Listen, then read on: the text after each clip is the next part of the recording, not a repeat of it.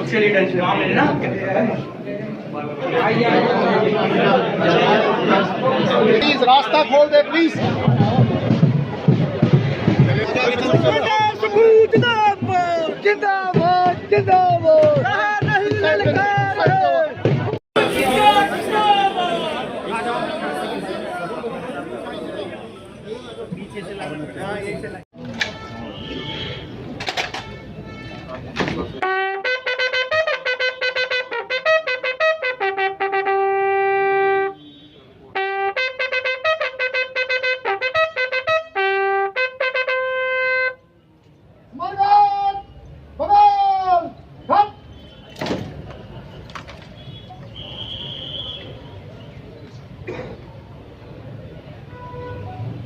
श्रीमान मध्य प्रदेश पुलिस जिला डेरा बिजनौर 128 की गार्ड आपके निरीक्षण के लिए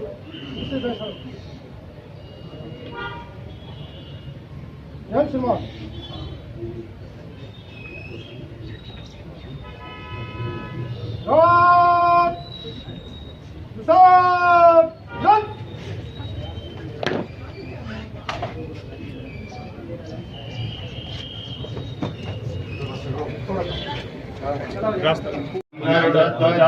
मंगलम पुंडरीकाक्ष मंगलाये मनोहरे येन बद्धो राजा दानवेन्द्रो महाबला तेन त्वामि प्रतिबन्धनामि रक्षे मासरः।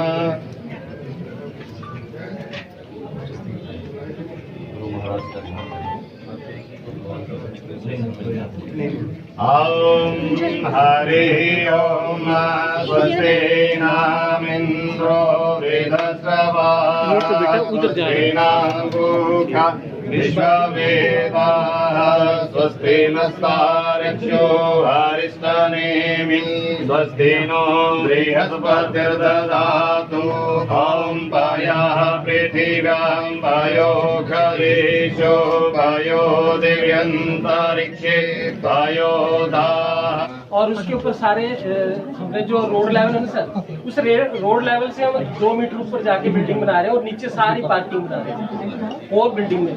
और उसके ऊपर हमने जो ग्राउंड फ्लोर आएगा सर, उस पर हमने टेरेस गार्डन दे दिया। ये जो है ना जी बीच का पोर्शन, ये पहले पूरी बिल्डिंग आ जाएगी ना सर, इसके बीच में सारा टेरेस गार्डन होगा नीचे, उसके ऊपर बिल्डिंग शुरू होगी।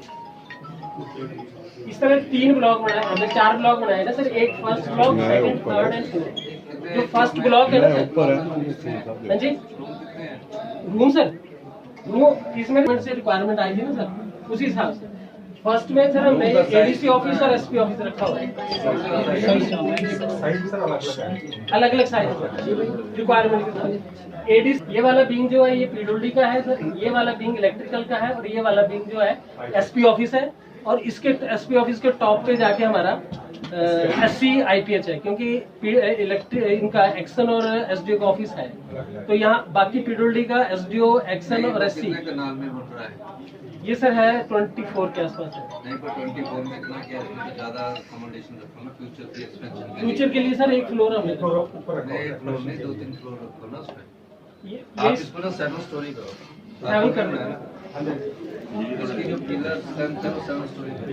टोटल कॉस्ट कितनी आएगी इसमें? इस तरह से इसकी सर कॉस्ट निकालने सर 60 के आसपास आ जाएगी। ये इसको और जो है वो 5 स्टोरी रखा हुआ ताकि वेंटिलेशन की कोई प्रॉब्लम ये ऊपर ये नहीं चाहिए। नहीं सर, इसके ऊपर रूफिंग होगी सर, सीजे रूफिंग। और ये अंदर से इस तरह से सर ये टेरेस गार्डन ये ओपन दिखेगा। ज्यादा स्पेस ओपन रख दिया। हाँ जी, गाड़ियों की बात है, नीचे अप्रोक्सीमेट 200 के आसपास आएंगे सर अंदर ही, और बाहर पार्किंग लग रही है सर। बाहर भी तो आपका लॉन रहेगा, लैंडस्केप भी तो होगा। ये लैंडस्केप है सर, हमने इसमें क्या किया, बिल्डिंग के चारों तरफ ना जी रोड बनाया हुआ है। तो हर एसपी ऑफिस की, डीसी एडीसी ऑफिस की, पीडब्ल्यूडी इलेक्ट्रिकल, इनके हर की एंट्री अलग अलग होगी सर। क्या बोलता है वो 1-2 स्टोरी और एक का तो जी अलग कलर की, ये सारे एडिशनल एक्सपेंशन के लिए फ्यूचर एक्सपेंशन। ये वाला बाकी कितनी जगह बचती है? बाकी सर हमने इसमें इलेक्ट्रिकल का डिपार्टमेंट भी है, तो वो उनको ओपन स्पेस दिया। बिल्डिंग कितने एरिया में? बिल्डिंग है सर, ये अप्रोक्सीमेटली है सर कहीं 50 बाई 60 मीटर के आसपास, 5 की कनाल के आसपास। 5 कनाल है, 24 कनाल में लैंडस्केपिंग और ग्रीनरी रखी है। हाँ जी 24 कनाल में। कुछ ना सर इनकी आपने चेंज कर दिए सर। अब आप बताएंगे hotel banquet hall circuit house के कमरे रखेंगे, हाँ जी 4-5 जो जीएडी बुक कर दे करेंगे जो आएगा, बाकी होटल चलाएंगे। इनमें तो सर्किट हाउस की रिपेयर में जो फर्स्ट फेज में था, फिर जनाब ने ऊपर चेंज किया होना सर। उसके बाद अभी इन्होंने ये प्रपोजल दिए सर, जिसमें नीचे में बैंक्वेट हॉल और डाइनिंग सारा नीचे रख ये वही दिया है ना नदी के हाँ जी, और इसके ऊपर फिर इन्होंने कमरे दे और दिए। दूसरा कौन सा था? जब मैं देरा आया था और यहाँ चुनाव भी नहीं हुए थे और मैं जू का वनखंडी में शिलान्यास करने के संदर्भ में आया था, उस समय मैंने कहा था कि देरा के बारे में एक प्रचलन है, देरा कोई नहीं तेरा। तो उस समय मेरे अचानक मुंह से निकला था देरा मेरा। अब क्या पता था उसके बाद विधानसभा का चुनाव होना है और विधानसभा के चुनाव के बाद मेरी धर्मपत्नी को यहाँ से चुनाव लड़ना पड़ेगा और हमने चुनाव लड़ा। देरा की जनता ने बहुत बड़ा योगदान हमको दिया और कांगड़ा की राजनीति में जहाँ 15 विधायक है, एक विधायक कांगड़ा से चुनकर कमलेश ठाकुर जी आई है, तो निश्चित तौर पर देरा जो 15 कंस्टिट्यूंसी में थोड़ा सा पीछे रह गया था, उसके विकास में हमने धीरे धीरे प्रयास कर रहे हैं और हम इसमें धीरे धीरे आगे बढ़ेंगे। सबसे पहले यहाँ एसपी ऑफिस दिया, फिर डीएमओ का ऑफिस दिया, फिर एससी आईपीएच ऑफिस दिया, फिर एससी पीडब्ल्यूडी ऑफिस दिया। ये सारे ऑफिस हमने एससी इलेक्ट्रिसिटी बोर्ड दिया।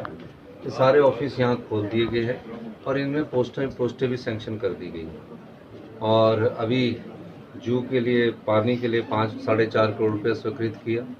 पोंग डैम ऑस्टिस की जो बात थी उसका कार्य, जो 40-50 साल से जिनको बेचारे घरों में नहीं रह रहे हैं, जिनको सरकारी जगह पर रह रहे थे लेकिन बोनाफाइड सर्टिफिकेट बनाने में भी दिक्कत आ रही थी, उनके केस को सेटल करने की हमारी सरकार प्रयास कर रही है। और देरा 3 विधानसभा क्षेत्रों को सिंचित करता है, जैसे कि ज्वालामुखी है, जसवा प्रागपुर, तो हर जगह पुलिस की चौकी दी, डीएसपी ऑफिस डाडा सिब्बा दिया, ज्वालामुखी में दिया, एक्शन ऑफिस ज्वालामुखी ज्वालाजी दिया। तो ये सारे ऑफिस इसलिए दिए गए कि बड़ा जिला होने के बाद, जिले तो कई है, बड़ा जिला होने के बाद इन क्षेत्रों का जो विकास पिछले कुछ समय से रुका हुआ था उसको आगे बढ़ाया जाए। अब एक डिस्ट्रिक्ट में 15 जिले हैं और एक डिस्ट्रिक्ट में 3 जिले हैं, एक में 4 जिले, एक में 5 जिले हैं। जो फंड का एलोकेशंस होता है उस फंड के एलोकेशंस में जिला वाइज जब एलोकेशंस करते तो उसमें थोड़ी बहुत कहीं कमी रह जाती है। लेकिन देरा को एक हमने इकाई स्थापित कर यहाँ फंड का प्रभाव भी हम कर रहे हैं और मेरा ये मानना है कि आने वाले समय में देरा को टूरिज्म की दृष्टि से हम विकसित करने जा रहे हैं।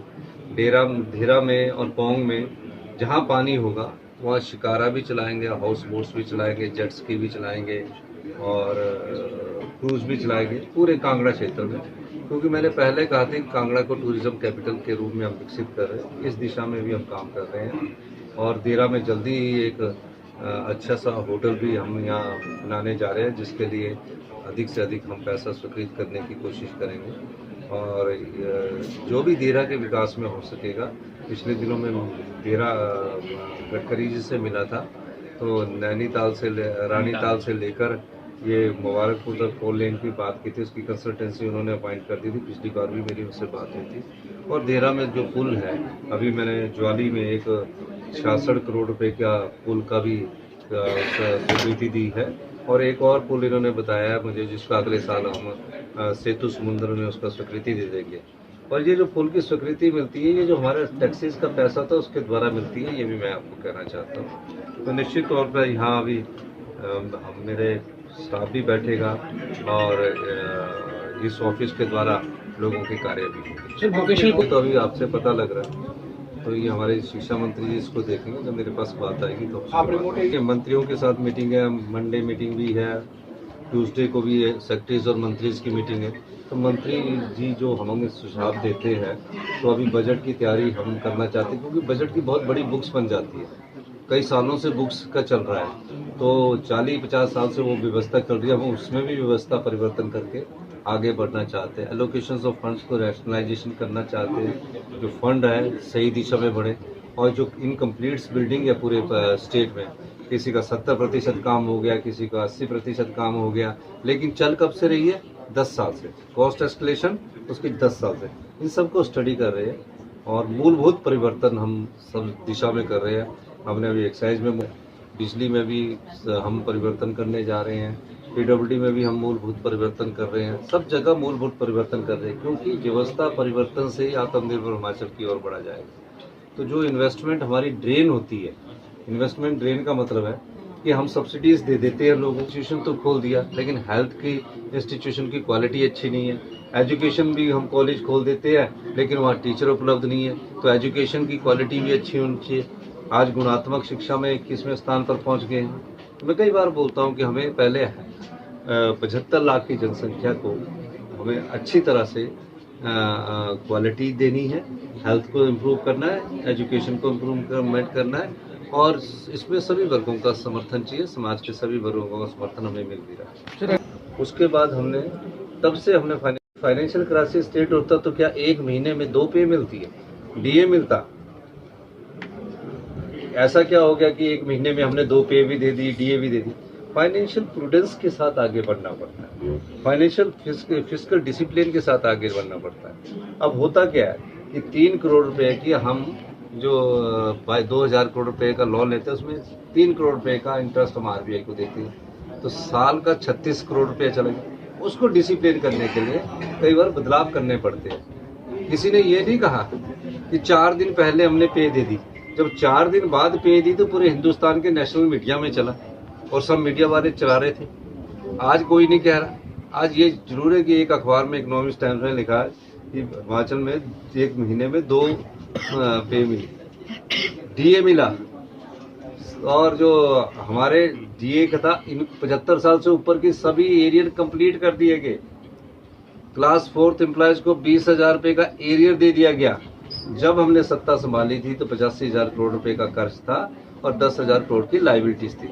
तो डिसिप्लिन से ही हमको आगे बढ़ना है। अगर हम आज ये सोचे कि हम सत्ता में सिर्फ सत्ता सुख के लिए आए हैं और 5 साल बाद जनता चेंज कर देगी, तो हम उस जनता के साथ भी धोखा कर रहे हैं, उस पीढ़ी के साथ भी धोखा कर रहे हैं, उन युवाओं के साथ भी धोखा कर रहे हैं कि जिन्हें रोजगार की जरूरत है, महिलाओं के सम्मान की जरूरत है। अगर हम उसमें बदलाव करते हैं तो उसमें कुछ कड़े फैसले लेने पड़ते हैं। कड़े फैसलों का स्वाद हमेशा मीठा होता है, और ये आत्मनिर्भर हिमाचल में की तरफ हम बढ़े। और 27 में मैंने आपको कहा है कि हम आत्मनिर्भर हिमाचल बनेगा और 2032 में समृद्धशाली और अमीर राज्य बनेगा। ठीक है, कई बार फैसलों से तकलीफ होती है, मंत्रिमंडल के सदस्यों में होती है, हमारे विधायकों में भी होती है कि ये कई फैसले कड़वे ले लिए, लेकिन जनता और समाज के हित में जब फैसले लिए जाते हैं तब इस प्रकार के सोच रखनी पड़ती है कि विरोध और आपसी विवाद होता है, लेकिन अच्छे के लिए हो तो उस चीज में कोई फर्क नहीं पड़ता।